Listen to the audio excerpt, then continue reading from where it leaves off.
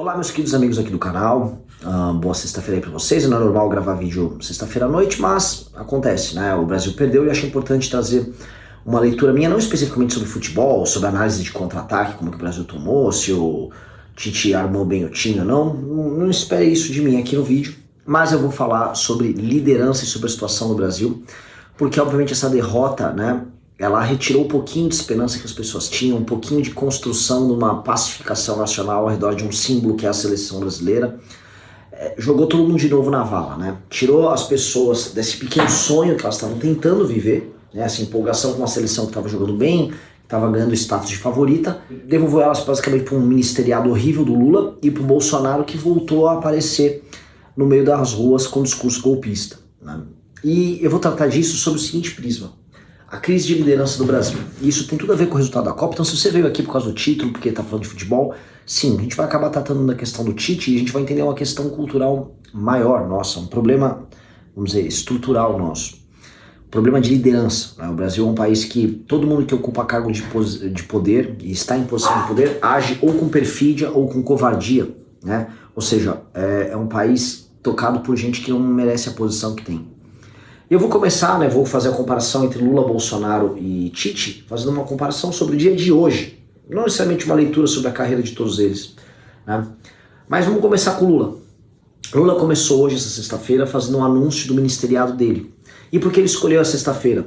Porque era jogo da seleção, portanto nada meio que funcionaria, portanto os mercados iam ficar meio atrapalhados, meio calados, e ele ia fazer o anúncio do Haddad e de outros nomes do ministério, sem muito alarde, ou seja, o Lula agiu com perfídia, de forma covarde. E você podia falar, algumas pessoas falam, não foi covarde, foi matreiro, foi esperto. Não, cara.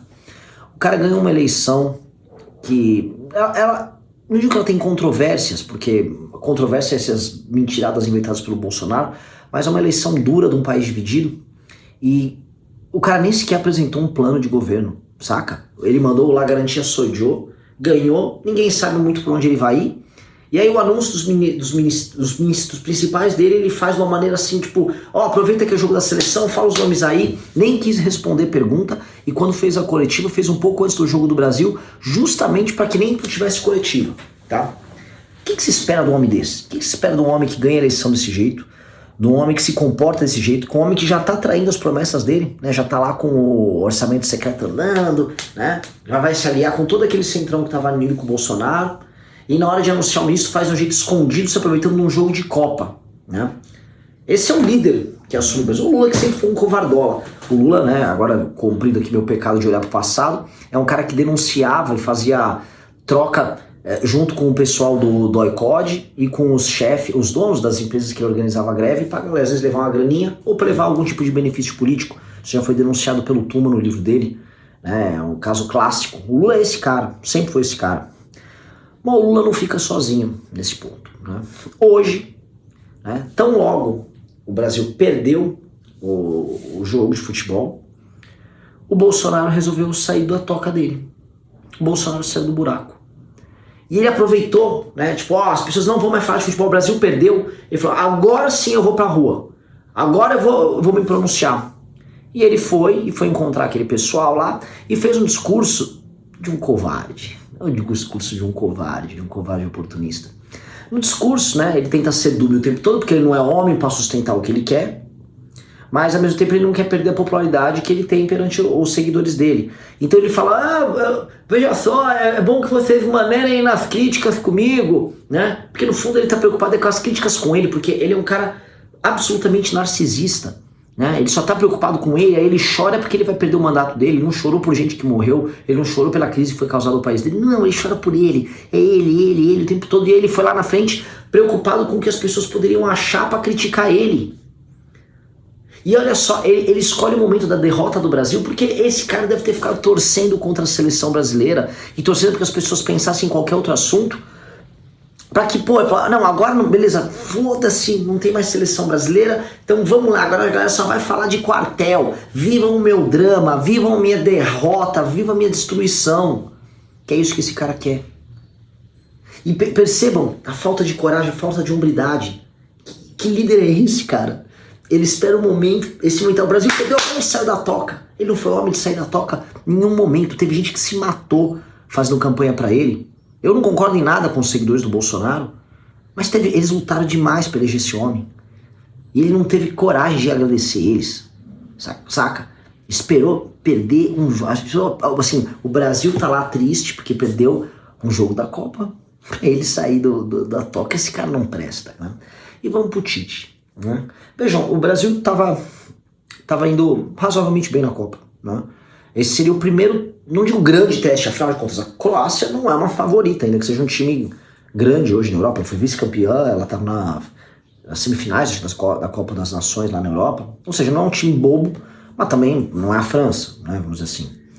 Não era uma final antecipada, isso eu quero dizer. Então o Brasil pegou a Croácia, fez um jogo duro, fez um jogo difícil, conseguiu achar um gol ali com o Neymar no final, na prorrogação, e aí se perdeu, talvez se perderam na própria brincadeira deles, né? Ficaram atacando, tomaram um contra-ataque da Croácia, a Croácia fez o gol, e a Croácia foi emocionalmente mais forte para a disputa de pênaltis.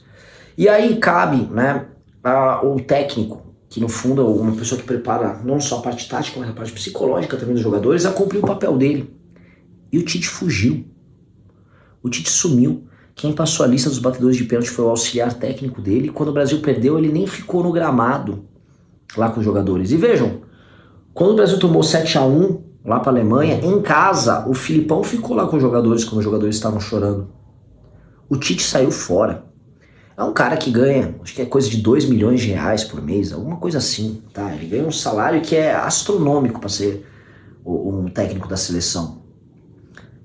E aí, né, quando ele faz aquelas coletivas, tá todo cheio de não, olha só, tal, todo com um discurso meio técnico, meio malandro, como se fosse, né, tudo tivesse sob controle. Ele não tava nada sob controle. Emocionalmente o time não tava sob controle. E no momento que o time mais precisou dele, ele largou o time ali. Que recado isso passa pros outros, sabe?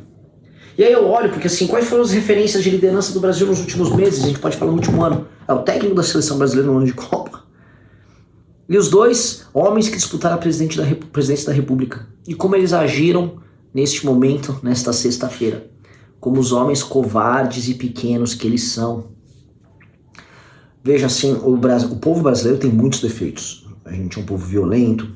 A gente é um povo que insiste em não sair da infância do ponto de vista civilizacional. A gente tem qualidades também, mas assim, tem uma infantilidade que não se acaba. É um povo ansioso. Mas a gente também, nas nossas qualidades, faz muito. O Brasil é um povo trabalhador. O Brasil é um povo que trabalha. O Brasil é um povo que sofre. O Brasil é um povo que vive na mão de uma elite terrível. E esse povo não precisava ter uma elite tão ruim.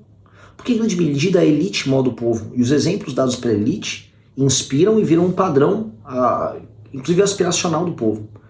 Quando a nossa elite, quando os nossos líderes agem como eles agiram nessa sexta-feira, com malandragem, com covardia, e isso é o principal termo, covardia, com uma perfídia, com uma baixeza, cara, a gente vê que a gente tá, como povo, indo pro Brasil, e a gente vai perder para todas as Croácias que existiriam no nosso caminho. A gente vai perder tudo, porque quando você não tem hombridade de defender aquilo que você acredita, quando você tem medo de se posicionar na hora que é difícil, quando você é fraco de encarar a derrota, e isso aconteceu pros três, você não é homem, você é um rato. E é isso que aconteceu hoje. Esse foi o meu recado, beijo e abraço para todos vocês.